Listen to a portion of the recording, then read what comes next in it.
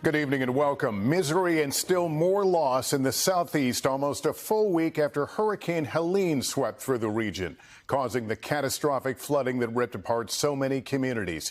At least 215 people are now reported dead in 6 states, and that number is almost certain to rise. Helene now the deadliest hurricane to hit the mainland United States since Katrina almost 2 decades ago. Rescues still going on almost 7 days later. Sam Brock is following this still unfolding tragedy from Asheville, North Carolina. And Sam, so many people are still unaccounted for. Yeah, Lester, that was the real revelation right now. Buncombe County saying that figure went from 4 yesterday to 200 tonight. But with homes and debris on the roads like the ones behind me and communication gaps, it's a figure that is constantly fluctuating. Almost 7 days after Hurricane Helene battered large stretches of the South, the search for those unaccounted for continues as new stories of survival come to light. The water rose so fast and got so strong that I just had to grab a post and hold on. The devastating death totals only expected to grow. So far, at least 215 fatalities now confirmed across 6 different states.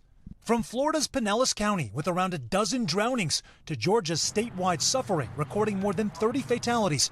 And then there's North Carolina, where more than 100 have died. And search and rescue efforts have taken some miraculous turns. Former NASCAR driver Greg Biffle using a private helicopter to deliver supplies, spotting a stranded survivor only because he was hoisting a mirror, also in the mountains. Employees of Skyfire AI firing up their drone and showing us how they work with governments and even private companies to locate the missing. Aid for local law enforcement to help search and rescue, to help find routes, to better get aid in and out. We take a bird's eye view of the destruction in Burnsville, North Carolina, an hour outside of Asheville. Is this the area they've been searching? There has been a lot of search and rescue in this area. I know it's been very difficult for them to get up here, and this is one of the areas they're saying still needs a lot of supplies to get moved in. On this day, choppers, likely medevacs, fly overhead as the Skyfire team shows us roads that have been buckled, broken, and chopped off. All the while, families wait.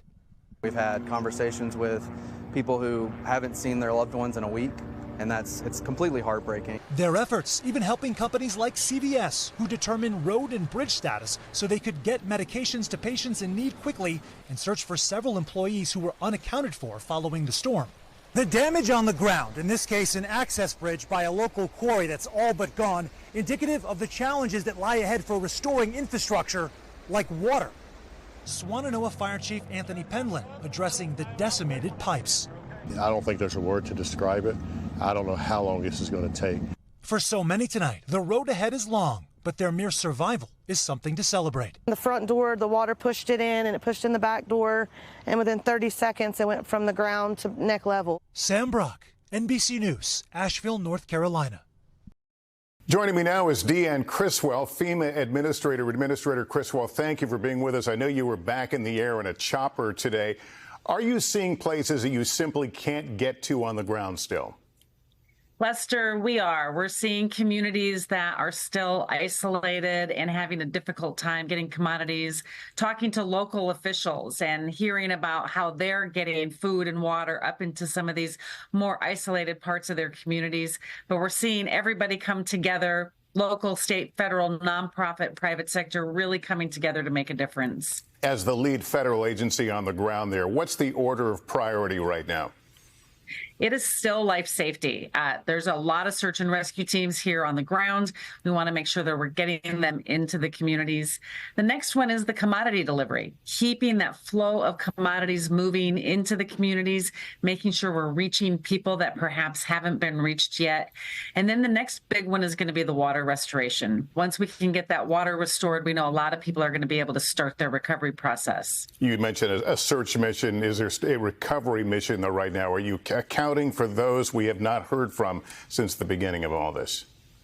That's the big focus for the state and all the local officials here, is making sure that they do account for everybody. And so they are still searching and trying to make sure we've reached everybody. We hope to find more and reunite those that haven't been accounted for with their loved ones. Let me quickly ask you about what people should expect from FEMA right now. You know there's frustration. What's your response?